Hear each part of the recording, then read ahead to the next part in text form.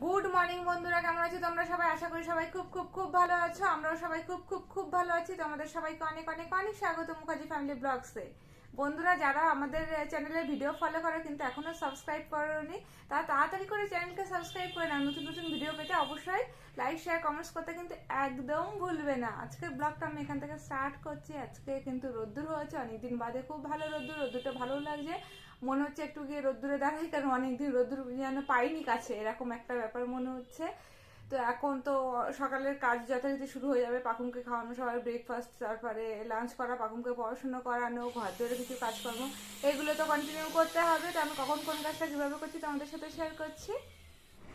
পাকুমের breakfast নিয়ে এখন যুদ্ধ চলছে সকালবেলা। এই যে ওর এই দেখো এর মধ্যে কি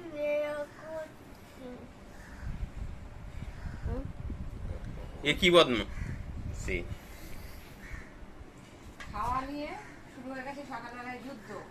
এই যুদ্ধ চলতেই থাকবে। কখন খাওয়াতে বসিয়েছি, আর এটা নিয়ে আমি খাওয়াতে বসি, এটা নিয়ে খাওয়াতে বসি, যার জন্য এটা হ্যান্ডেল করতে সুবিধা হয়। ঘন্টার পর ঘন্টা তো যুদ্ধ চলবে, তাই এটা নিয়েই বসি। একটু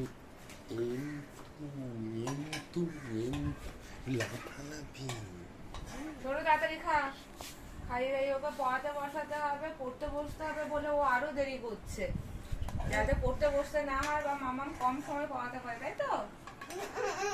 এটা রোজকার রুটিন পাকুমের রোজকার বেশি জমাতেই পড়াবে। বেশি সময় কিন্তু পড়াবো। কেন? পড়ার কথা শুনলে চিৎকার। মামাম রোজ খাইয়ে দেয়, বড় হয়ে গেছে, তারপরও নিজের হাতে খাবে না। সবাই দেখো, ওর মতো বয়সী ছেলেরা সবাই নিজে হাতে খায় তো। সবাই দেখো, এই যে এদিক ফেরো, আর মুখ লুকিয়ে লাভ আছে?